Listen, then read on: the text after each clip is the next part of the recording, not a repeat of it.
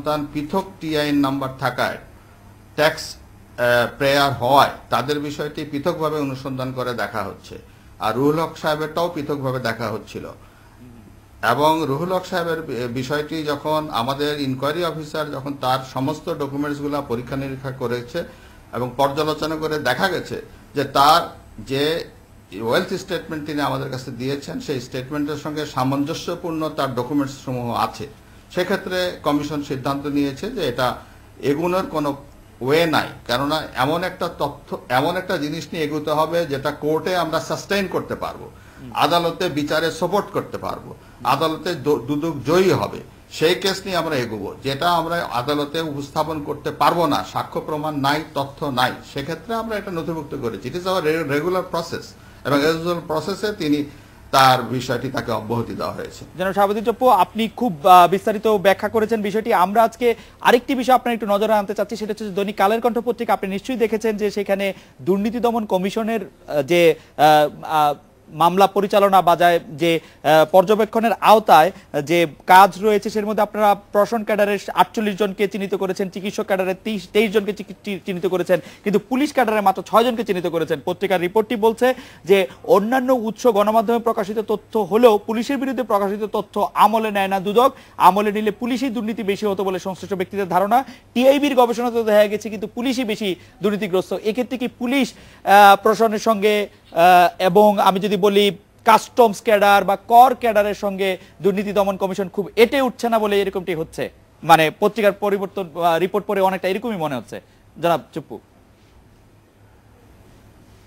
না, পত্রিকায় তো রিপোর্ট হতেই পারে, পত্রিকার রিপোর্ট যে একেবারেই এটা দিব্য সত্য তা তো নাও হতে পারে।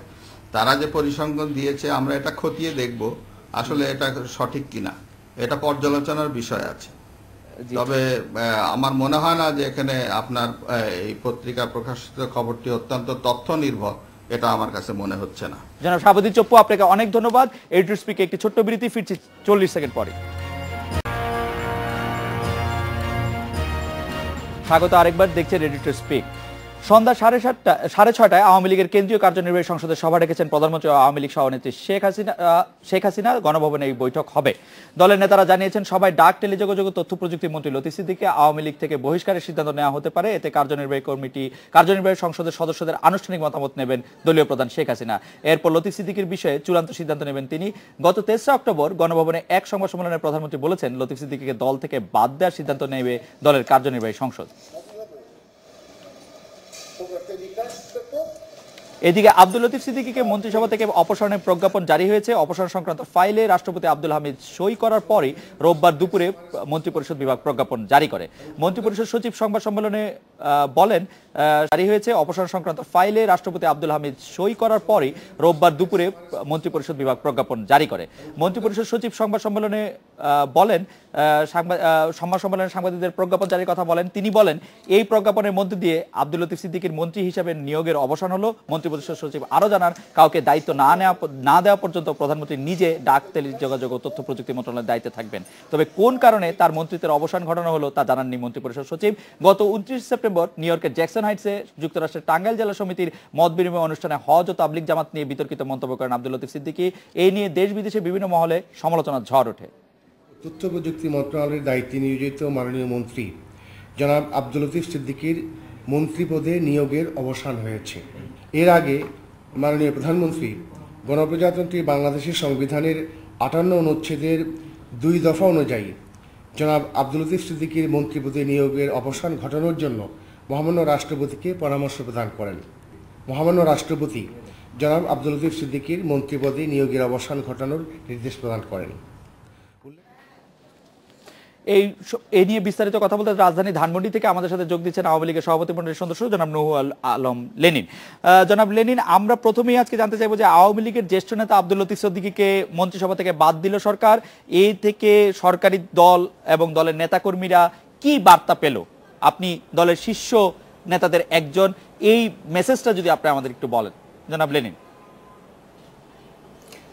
ধন্যবাদ। এটা থেকে তো স্পষ্ট হয়ে গেল যে কথাটি আগেই মাননীয় প্রধানমন্ত্রী বলেছিলেন যে লতিফ সিদ্দিকী যে অযাচিত কথাবার্তা বলেছেন, যা ফলে দেশবাসীর ধর্মানুভূতিতে আঘাত হেঁটেছে, সেইটার অবসান ঘটানোর জন্য এবং এটা দায় কিছুতেই আওয়ামী লীগ বা মানে সরকার গ্রহণ করতে পারে না, সে কথাটি আগে থেকে তিনি স্পষ্ট করে দিয়েছিলেন এবং তাকে যে মন্ত্রিসভা থেকে বাদ দেওয়া হবে সেটাও তিনি পরিষ্কার করেছিলেন। কেবল বাকি ছিল আনুষ্ঠানিকতা। আজকে সেই আনুষ্ঠানিকতা সম্পন্ন হয়েছে এবং এটার ভেতর দিয়ে বাংলাদেশ আওয়ামী লীগ এবং জননেত্রী শেখ হাসিনার সরকার এক অর্থে এই যে পরিস্থিতিটির উদ্ভব হয়েছিল সেটার অবসান ঘটিয়েছে এবং আমাদের কর্মী এবং দেশবাসীও এর ফলে স্বস্তির নিঃশ্বাস ফেলবে এবং জননেত্রী শেখ হাসিনা যে কথা রেখেছেন তাতে জনগণের আস্থা এবং বিশ্বাস তিনি আরো বেশি করে অর্জন করবেন। জনাব লেনিন, আওয়ামী লীগের কেন্দ্রীয় কার্যনির্বাহী সংসদের আজকের সভায় লতিফ সিদ্দিকীর দলীয় অবস্থানও স্পষ্ট হওয়ার কথা আছে। দল কি তাকে কোনো আত্মপক্ষ সমর্থনে কোনো সুযোগ দিয়েছে বা দেবে? কারো বিষয়ে মানে একটি সিদ্ধান্ত নেওয়ার আসলে প্রক্রিয়াটা কি একটু যদি জানাতেন, যে মানে দলের এত শীর্ষ পর্যায়ে যিনি আছেন তাকে তার বিষয়ে সিদ্ধান্ত নেওয়ার প্রক্রিয়াটি। না, এইটা আমাদের গঠনতন্ত্রে যেভাবে আছে সেই গঠনতন্ত্র অনুসরণ করেই আলোচনা হবে। আমাদের গঠনতন্ত্রে 24 ক বা গ এর মধ্যে উল্লেখ রয়েছে যে আমাদের সংগঠনের বিরুদ্ধে বা আমাদের গঠনতন্ত্র ঘোষণাপত্রের বিরুদ্ধে যদি কেউ কোনো অবস্থান গ্রহণ করে বা আমাদের কর্মসূচির বিরুদ্ধে কোনো অবস্থান গ্রহণ করে তাহলে তার বিরুদ্ধে যে কোনো ব্যবস্থা কেন্দ্রীয় সংসদ গ্রহণ করতে পারবে এবং তার জন্য তাকে আত্মপক্ষ সমর্থন করতে সুযোগ দিতে হবে এমন কোনো কথা সর্বক্ষেত্রে প্রযোজ্য নয় এবং আমি ধারণা করি যে এই ক্ষেত্রেও প্রযোজ্য নয়, কেননা এখানে এই সেফটি ক্লজটি নেই। অন্যায়ের বা শৃঙ্খলাজনিত কারণে যদি কোনো কিছু গ্রহণ করা হয়, সিদ্ধান্ত গ্রহণ করা হয়, তাহলে সেইটির তার কেবল একটা সুযোগ থাকে, সেটা হচ্ছে যে তার বিরুদ্ধে গৃহীত ব্যবস্থার বিরুদ্ধে তিনি পরবর্তীতে কাউন্সিলের কাছে আপিল করতে পারেন। কিন্তু কেন্দ্রীয় সংসদ তার ব্যাপারে যে কোনো রকমের সিদ্ধান্ত গ্রহণ করতে পারে। এই ক্ষেত্রে আত্মপক্ষ সমর্থনের সুযোগ তার ছিল। তিনি যদি ঢাকায় থাকতেন এবং প্রেসিডিয়াম সদস্য হিসেবে সভায় থাকতেন তাহলে পরে সেটা তিনি হয়তো নিতে পারতেন, কিন্তু এখন এই জন্য তার আত্মপক্ষ সমর্থনের জন্য আমাদের কোনো অপেক্ষা করতে হবে এরকম কোনো সুযোগ বা বিধান আমাদের গঠনতন্ত্রে নেই। জনাব লেনিন, আজকে আমরা একটি কথা এরকম শুনেছিলাম যে জনাব লতিফ সিদ্দিকী নিউ ইয়র্ক থেকে বা যিনি এখন তিনি যেই দেশে আছেন সেই দেশ থেকে তার পদত্যাগপত্র ইমেলে পাঠিয়ে দিয়েছেন। এরকম কোনো খবর কি আপনার জানা আছে যে তিনি আসলে পদত্যাগ করেছেন বা পদত্যাগপত্র পাঠিয়ে দিয়েছেন? আমি তো এরকম কিছু জানি না, আমার কোনো জানা নেই, এটা এ সম্পর্কে কোনো ধারণা নেই। বরং আমি গণমাধ্যম বা সংবাদপত্রে যা পাঠ করলাম তাতে বরং তিনি তো পদত্যাগ করা বা এটার জন্য দুঃখ প্রকাশ করা কোনোটাই করবেন না বলেই আহ্বান দিয়েছেন। তো আমরা কি বলবো যে মানে তার আজকে কার্যনির্বাহী সংসদের আজকের সভায় যে সিদ্ধান্ত নেওয়া হবে সেই সিদ্ধান্ত নেওয়ার পরে কি আমরা বলতে পারবো যে তাকে অব্যাহতি দেওয়া হয়েছে, মানে তাকে পদত্যাগের বিষয়টি তো এখানে আসবে না? জনাব লেনিন, না, যদি তিনি পদত্যাগপত্র পাঠান তাহলে সেটা একটা বিবেচ্য বিষয় হয়, আর যদি পদত্যাগপত্র না পাঠিয়ে থাকেন যথাযথ প্রক্রিয়ায় তাহলে তো পদত্যাগের সুযোগ তার নেই। আজকে যখন মন্ত্রিসভায় তিনি পদত্যাগপত্র পাঠান নাই তাহলে পরে আমি জানি না যে ওয়ার্কিং কমিটি থেকে পদত্যাগপত্র কাছে কোনো পদত্যাগপত্র পাঠিয়েছেন এরকম কোনো সংবাদ এখন পর্যন্ত আমি জানি না।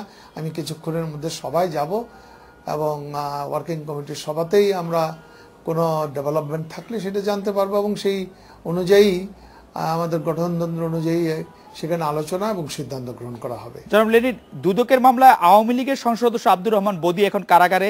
তার বিষয়ে দলের মধ্যে থেকে কোনো কথা বা কোনো অবস্থান কি এখন পর্যন্ত নেওয়া হয়েছে বা কোনো সিদ্ধান্ত কি তার সম্পর্কে আছে?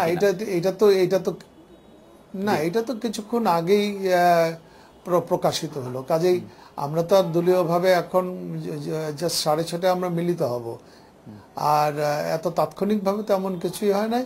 আর এটা সকলেই জানেন যে কেবল বদি না, আমাদের আওয়ামী লীগ দলীয় আরও কয়েকজনের বিরুদ্ধে এবং বিএনপি বা জাতীয় পার্টি কারো কারো বিরুদ্ধে স্বাধীন সংস্থা হিসাবে দুদক পদক্ষেপ গ্রহণ করতে পারে।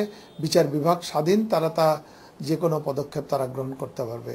আইনকে তার নিজস্ব পথে অগ্রসর হতে দিতে হবে। আমরা এই ব্যাপারে কোনো মন্তব্য করতে পারি না। এবং আওয়ামী লীগের পক্ষ থেকে তাদেরকে কোনো রকম ফেভার করা ওরকম কোনো সিদ্ধান্ত দলের মধ্যে থেকে নিশ্চয়ই নাই এই মুহূর্তে, যারা দুর্নীতিগ্রস্ত। আওয়ামী লীগ তো আইনের উপরে হস্তক্ষেপ করতে পারে না। আওয়ামী লীগ এই কথাও বলতে পারে না যতক্ষণ পর্যন্ত